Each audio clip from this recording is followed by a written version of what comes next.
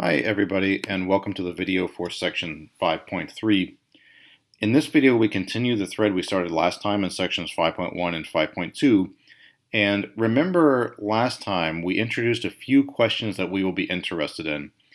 And we introduced the questions in terms of graph theoretic language, so asking questions about Euler paths and Euler circuits. But really, the questions we're interested in are real-world questions. We're trying to answer questions about how to patrol optimally. So in the back of your mind throughout this entire section, just keep in mind that you are maybe a security guard who must patrol a neighborhood. That's sort of the canonical example. But if you like, you could also be a postman who must go up and down streets. You know, you're doing some sort of street routing problem is how we talked about it in the last video. So to answer questions about street routing problems, we introduced the notion of a graph, and then furthermore, the idea of a path inside a graph, and even furthermore, the idea of an Euler circuit and Euler path inside of a graph. So if you are a security guard who wants to patrol a neighborhood, the kind of question you want to answer is, how do I walk this neighborhood using the least amount of distance? You know, I don't want to retrace my steps if I don't have to. Well, you can translate that question into graph theoretic language by simply asking, inside of this graph, so you think of your neighborhood as a graph, inside of this graph, can I find an Euler circuit that starts and ends at my car? So that's all from last time, okay? So you should be comfortable with all of that. Now, let's take the question I just asked. Here's a graph. Is there an Euler circuit here? Or maybe is there an Euler path here? So is there a circuit so that when I walk it, I traverse each edge exactly once? Or if you're interested in the path question, is there a path inside of this graph, such that I can walk each edge exactly once? So that's the kind of question we're going to answer in this section in 5.3. So in this section, we're concerned with two questions. Given a graph, is there an Euler circuit or Euler path in this graph? That is a yes or no question. Okay, here's a graph. Is there an Euler circuit? Is there an Euler path? Well, if there is an Euler circuit or if there is an Euler path, it'd be nice to know how to find them. Because if there is an Euler circuit, then you can hand the security guard this walking path that he needs. So Euler's theorems answer the yes or no question. Is there an Euler path? Is there an Euler circuit? Okay, those are existential questions. Just does this kind of thing exist? Yes or no. Flory's algorithm gives you a way to build an Euler path if you know there is one. So if the answer to the first question comes back, yes, oh yeah, there's an Euler path here, there's an Euler circuit here, you can do what you want. The follow-up question is, okay, fine, I'm the security guard, you tell me how to walk so I don't have to retrace my steps. And the process by which we get the Euler circuit is called Flory's algorithm. So that's what we're doing in section 5.3. So in this section, we're going to develop the basic theory that will allow us to determine if a graph has an Euler circuit or an Euler path. This is important because as we saw last time, Euler circuits and Euler paths are important in routing questions and in patrolling questions, you know, however you want to think about it. So this section will just give results that will allow you to answer all of these kinds of questions. So here's Euler's circuit theorem. If a graph is connected, so it's just one piece, and every vertex is even, so recall what that means. That means that the degree of every vertex is even. And remember, the degree was sort of the number of spokes coming out of each vertex. So let's just say all this again. If a graph is connected and every vertex is even, then the graph has an Euler circuit. So if you're the security guard and you're thinking of your neighborhood as a graph, if every vertex inside of that graph is even, then you know you can find a path that starts and ends at the same spot, and you walk each block just once. Furthermore, if a graph has any odd vertices, so if there's a single odd vertex, then you can't find an Euler circuit. So this is Euler's circuit theorem. It answers the yes or no question, does the graph I'm staring at right now have an Euler circuit? Well, If the graph is connected and every vertex is even, the answer is yes. If the graph has a single odd vertex or is not connected, whatever, then the answer is no. So solely by considering the degrees of vertices, you can tell whether or not there's an Euler circuit in a graph. And before moving on, I should just say this result here is non-trivial. I mean, it took a genius to think of it. So if I asked you, just cold, right, no context at all, I said, look, I'm a security guard, I want to start patrolling neighborhoods, I want to walk each block once and only once to minimize my walking time and walking distance. Can you help me figure out whether I can do this sort of thing? I don't know what you would say, without tools like this. It would be very difficult to answer that guy's question in general. So here's how we can use the theorem. I will hand you a graph, or the homework will hand you a graph, and it will ask about an Euler circuit. First, you have to make sure the graph is connected.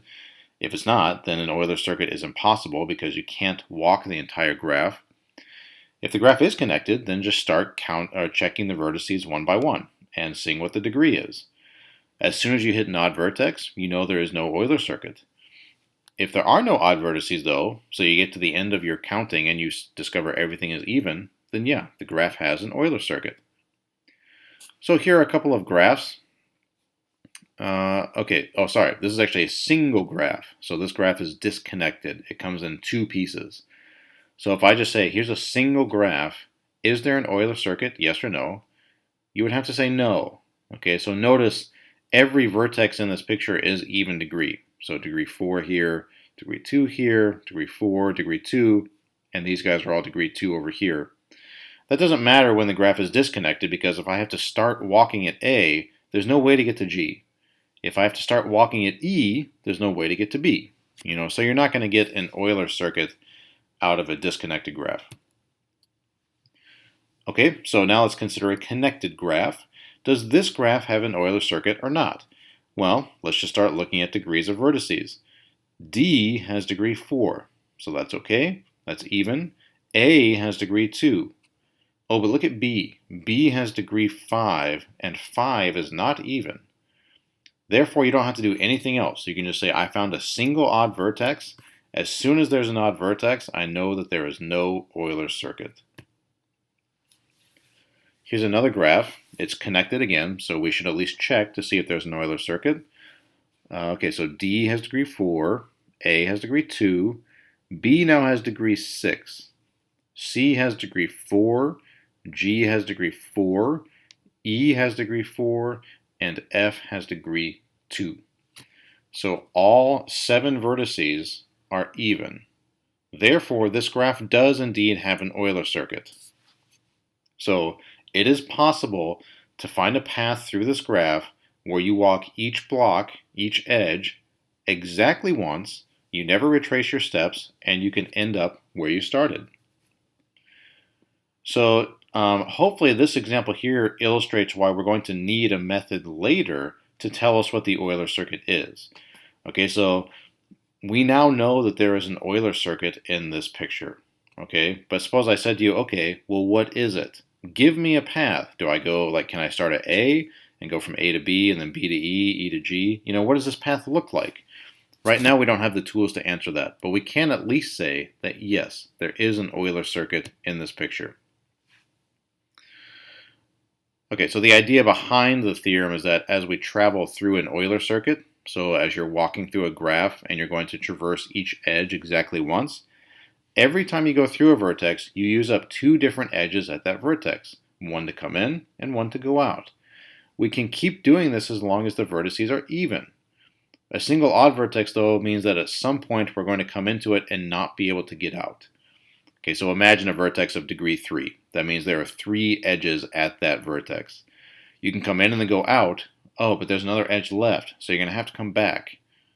See, so odd vertices, you just can't get it to add up. So we just discussed Euler's circuit theorem. Now let's move on to the path theorem. If a graph is connected and has exactly 2 odd vertices, so notice the change from Euler's circuit theorem. In Euler's circuit theorem, you couldn't have any odd vertices. Okay, but in this case, you're allowed to have 2. In this case, where you have exactly two odd vertices, then the graph has an Euler path, at least one, sometimes more. So remember the distinction between an Euler path and an Euler circuit. In both cases, you have to traverse each edge once and only once as you walk. However, with a path, you don't necessarily have to end where you start. With a circuit, you must end where you start. Okay, therefore circuits are harder to find than paths. Okay, so in this case, you're allowed to have some wiggle room with the vertices. You're allowed to have two odd vertices.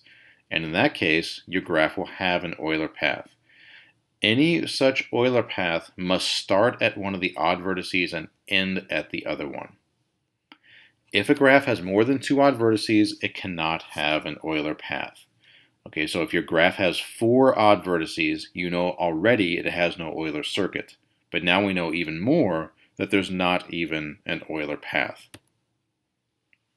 So here's an example. This is the 7 bridges of Königsberg example. So remember, this is the very first example that inspired graph theory back in the 1700s. It's the problem that Euler first tackled. So in a previous example, we saw that the layout of the bridges can be modeled by this.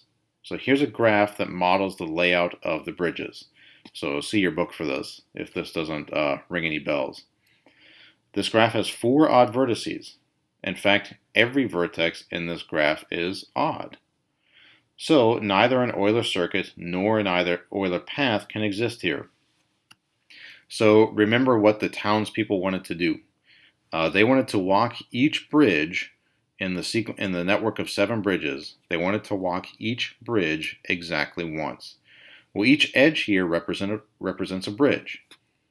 So what the city folk really wanted to do was find an Euler path inside of this graph. And we now know that they can't do that.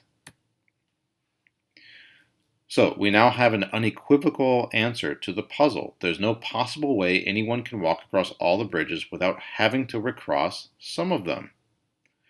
Okay, well, how many bridges need to be recrossed? Well, it depends. If you want to start and end in the same place, you're going to have to recross more than if you loosen that restriction to being able to start and end anywhere. Okay, but at the very least, we now have an answer to the original question that inspired graph theory in the first place. Okay, so here's a possible route where you retrace your steps. So let's see, so you start at A and go up and then over 3, 4, 5, 6, 7, 8, 9. So there you've traversed every bridge once, but you had to retrace your steps on 2 bridges. Okay, so if you're allowed to start and end at different places, so it starts at A and ends at R. Okay, if you're allowed to do that, then you only have to retrace your steps once.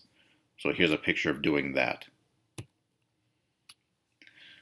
Okay, the graph in this picture is connected and all vertices are even. By Euler's circuit theorem, we know that the graph has an Euler circuit, which implies that the original line drawing has a closed unicursal tracing. Okay, so if you don't remember what that means, in the previous video we used this terminology to define an Euler circuit. Okay, so closed unicursal tracing just means an Euler circuit in the context of tracing this with a pencil. So imagine my mouse here is a pencil tip, and I ask you, can you trace this network without lifting your pencil or without retracing edges? In this case, you can. So you can do something like, maybe like, okay, this. No, I messed up. I'm not going to be able to do this off the top of my head, but in the previous video, we actually did find an Euler circuit inside of this graph. And so that will correspond to tracing over these edges with a pencil and not lifting that pencil up and not retracing anything. Okay, this graph is connected and has exactly 2 odd vertices. C and D are the 2 odd ones. Therefore, we know that there is no Euler circuit. Okay, so you can't start and end at the same place. But by Euler's path theorem, there is an Euler path. And again, if you don't remember from the last video, an Euler path is sometimes called an open unicursal tracing, where you're simply thinking about tracing this picture with the pencil. So this language here is fancier than it needs to be.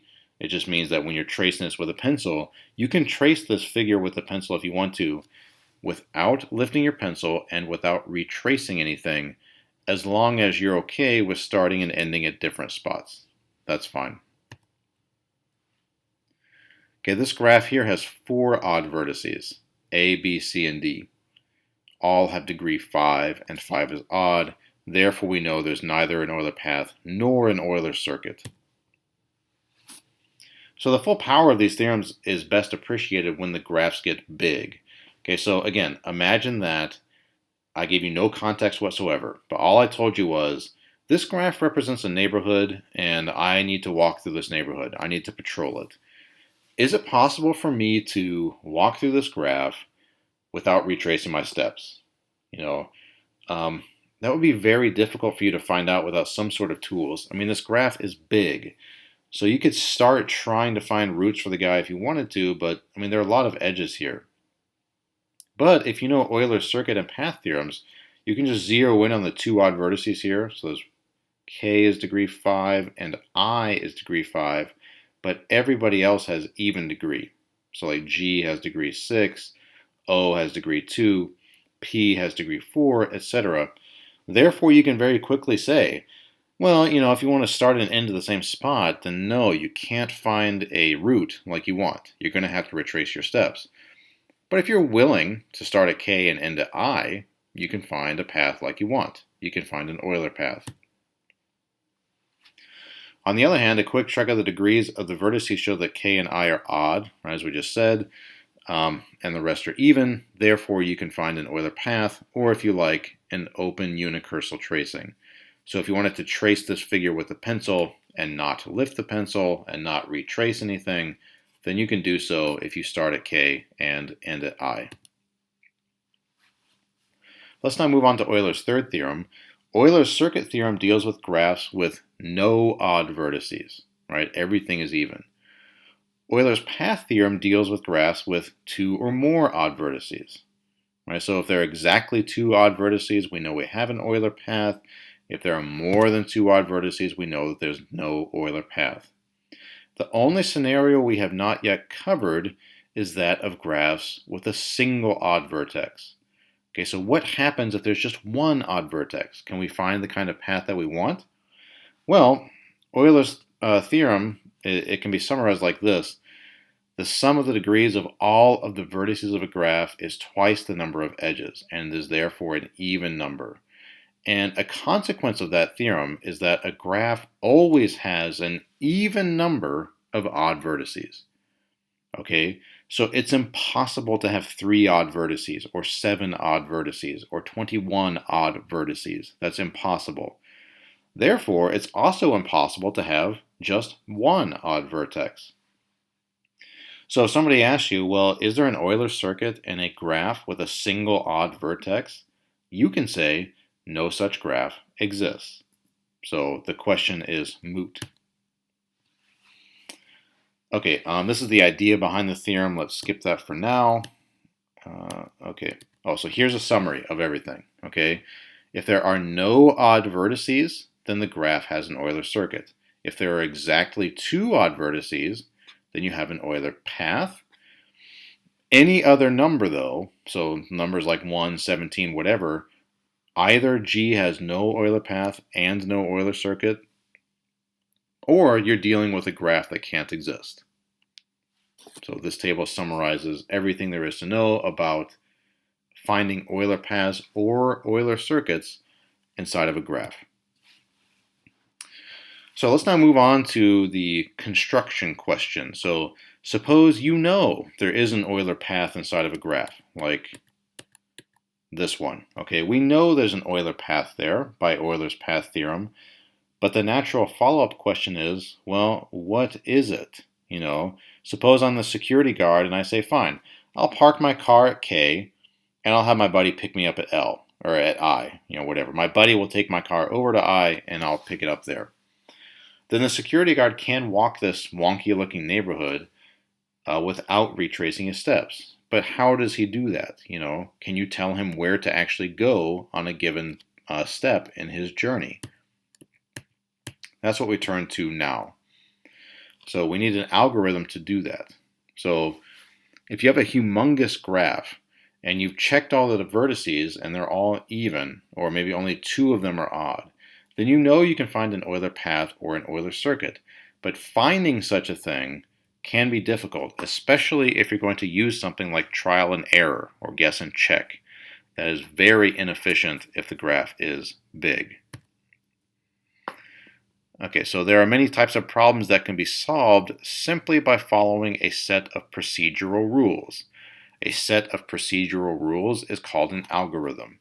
So the algorithm you are most familiar with is probably tying your shoes, right? The tying a shoe is a problem to be solved with a specific outcome, a specific solution, right? Your shoes are tied and there is a little bow there. Well, that's to solve that problem, your parents just told you the steps, right? You cross and then it's actually pretty hard to describe verbally, isn't it? But you know what I mean. You know what the shoe tying algorithm looks like. Your parents gave you maybe 5 steps, and at the end of those 5 steps, you have solved your problem. So, as it says here, there are other examples. Assembling a bike, recipes are all algorithms. It's just a step-by-step procedure to produce an outcome, etc.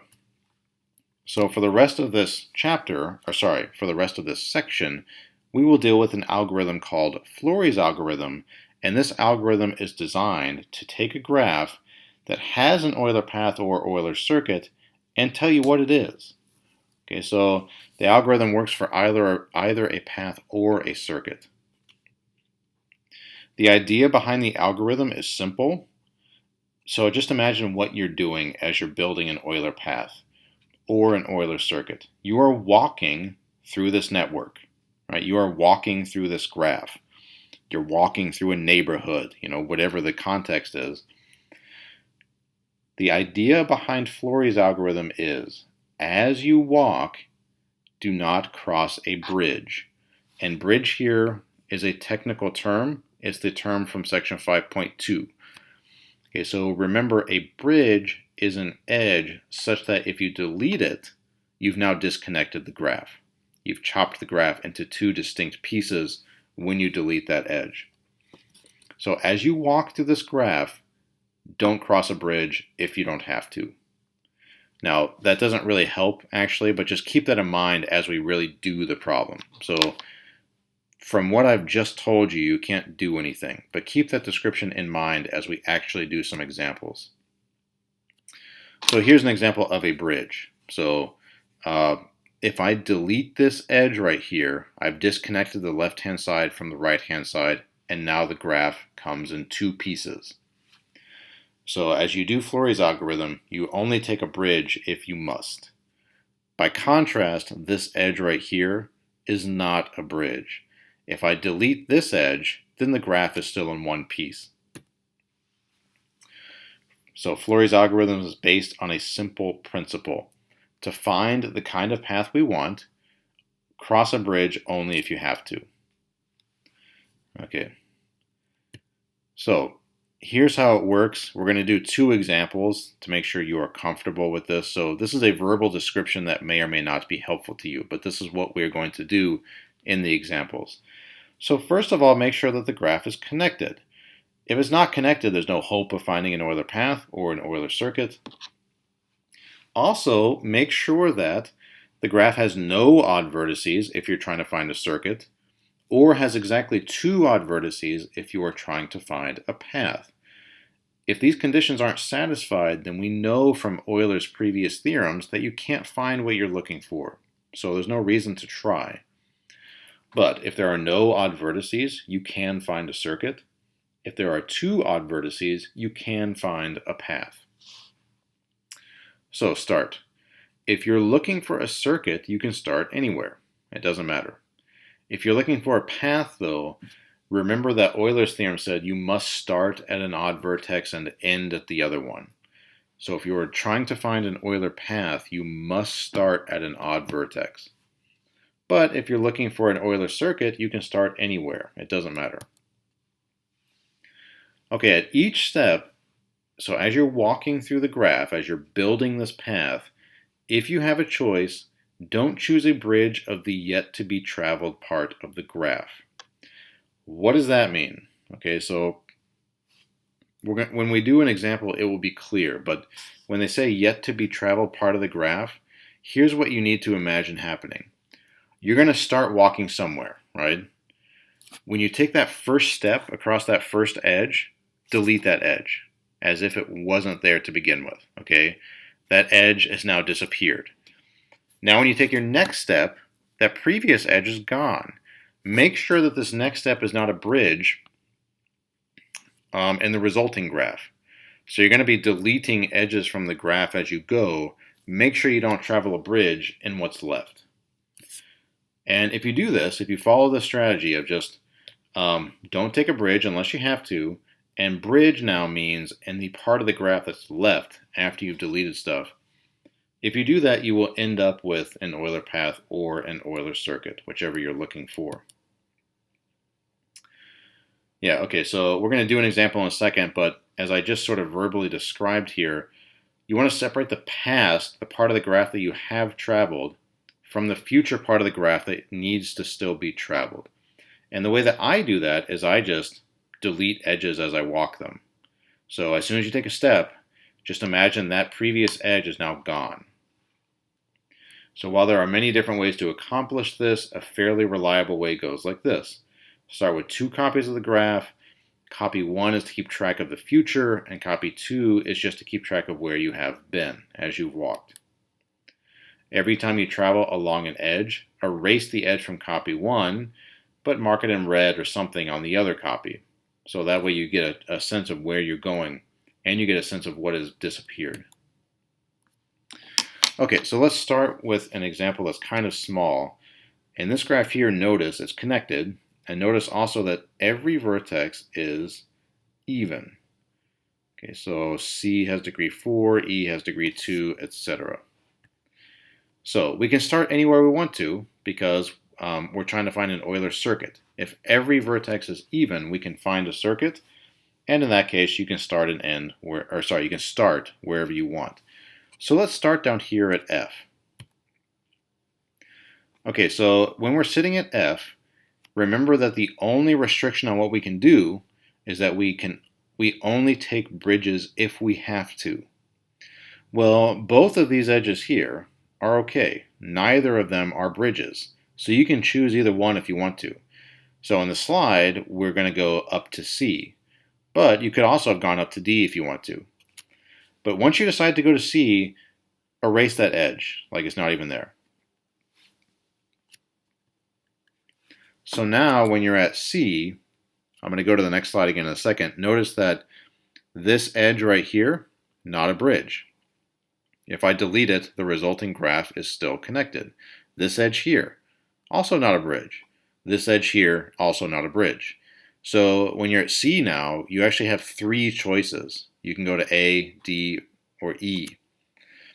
Okay, but one thing to keep in mind is you've been erasing edges. You just erased this edge from F to C. So here's the original graph again. You've walked from F to C. You're not allowed to walk this edge back. Once you walk this edge, it's disappeared. So you can't walk it again. Okay, so now we're at C. We can go from C to A, C to E, or C to D. So let's just go over to D. Once we've done that now, we erase this edge. Now we're sitting at D. Okay, notice now that this edge right here, where's the mouse? Okay, this edge right here from D to F, notice that that is a bridge. This edge now, if you were to delete it, would separate the vertex F from the rest of the graph. Okay, now notice this edge here didn't start off as a bridge. In the original graph, this edge is not a bridge. But as we've been plucking edges out, now it is one. Okay, so as you're sitting here at D, you can't go to F because you only take bridges if you must, and we don't have to here because there are 2 other edges here going from B to D or from B to A. Neither of those edges are bridges, so you can take either one, and let's go to A. Okay, now notice, A to B now, that edge is a bridge. If I delete it, I separate things, so I can't take that path. So I have 2 options. I can go from A to C or from A to E. Neither of those edges are bridges. So I'll go from A to C, and then now there's no choice as to where to go. I must go from C to E. And again, actually from here on out, there's no choice. I must just follow all the way back to F. And here's the result. Okay, so I go from F to C to D to A to C again to E to A to B to D back to F. And there you go. There is an Euler circuit in this graph. This graph is fairly small, so you probably could have found this on your own without the algorithm. But imagine that this graph had, 40 vertices and maybe 200 edges. Then it becomes much more difficult to just spot an Euler circuit. And that's when this algorithm becomes very handy.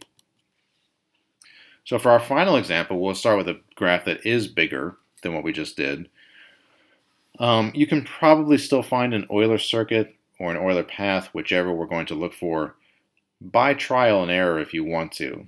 Okay, but why bother with trial and error when there's an algorithm that guarantees you an answer? So this graph is big enough that I think we'll just use the algorithm rather than trying to spot something. So the first thing we do is we make sure that we can find either a circuit or a path. Okay, so A is even, B is even, C is even, D is even, degree 2. E is not even. E has degree 5. F is even, G is even, L, K, H, I, O, and J is odd. So in this graph, we have exactly 2 odd vertices, J and E. So we can't find an Euler circuit, but we can find an Euler path, and we'll use Flory's algorithm to do it. So, so we're not going to do everything all at once, but suffice it to say, where did we go? Okay, sorry, so there are multiple choices you can make, so let's make sure that we follow exactly what I decided ahead of time we should do. Okay, so we're going to start by making 2 copies of the graph, just like we did before. This graph has 2 odd vertices, E and J. Just as we said, you can pick either one of them as the starting vertex. That choice does not matter, so let's start at J. Since we're going to start at J, that means our Euler path must end at E. So that's what we're going to end up having happen. From J, you have 5 choices, all of which are fine. Notice that in the original graph, none of these 5 edges is a bridge. So when you start, you can walk in any direction. It doesn't matter. Okay, so we'll randomly just choose to go to K first. Therefore, we will erase the edge JK. So we're going to start by going from J to K, and then this edge is gone. From K, we have 3 choices.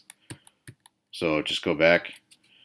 In this picture here, global picture, K has 4 choices, right? But remember, we walked this edge already from J to K. Therefore, we can go from K to B, K to L, or K to H. And any of those choices is fine. So notice if I delete this edge here, if this edge is gone, KB, KL, and KH, none of those are bridges in the resulting graph. So all of those choices are fine. So we'll go from K to B. And so we'll erase that edge from the original one, and on the second copy we'll just mark a 2, meaning that that was our second move. From B we have 3 choices, and again, any of those 3 choices is fine. None of them are bridges, so we don't have to worry. So let's just go to C. From C we have 3 choices, D, E, or L. Any of those choices is fine, so let's choose L. Okay, so what have we done? We've gone from J to K, K to L, isn't that what we said? K to B. So K to B, B to C, and C to L. So J to K, K to B, B to C, and C to L. So these 4 edges are now gone. We can't use them anymore. Okay. From L, we have 3 choices. Any of them is fine, so we can go to K. From K, we have only 1 choice to H. And now this is what we are left with. So again, in the original graph, we went like this, this, this, this, this, this. Okay, so we've taken 6 steps. Now from H, we have three choices. We can go from H to J, H to I, or H to G. Notice, though, that now in this new resulting graph that we got from deleting edges from our path, notice that now in this graph, HG is a bridge. If you delete this edge, you've now disconnected the graph. And that's bad, because if you decide, oh, well, I'll go from H to G, right? If you decide that to go from H to G, now there's no way to get back to A, no way to get back to B, no way to get back to J, etc. And that's bad because you have to walk these edges over here sometime, you know. But neither HI nor HJ are bridges, so we can go either one. Okay, so as we said here, this is the path that we've walked. This is now your copy 2 at step 7 that's keeping track of your path.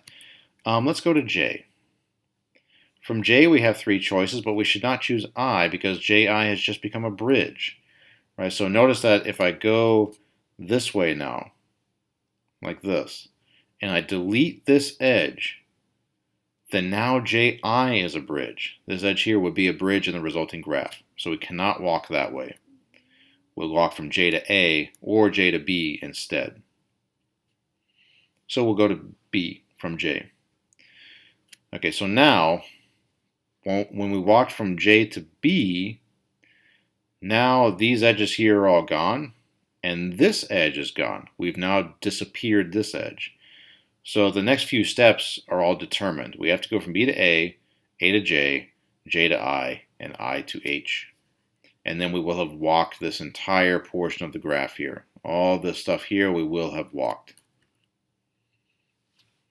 Okay, and then from H, then to J, I, H, and G. So from H, we'll also have no choice, right? Once we're back here at H, all three of these edges coming out of H that we started with are now gone, and we must go from H to G.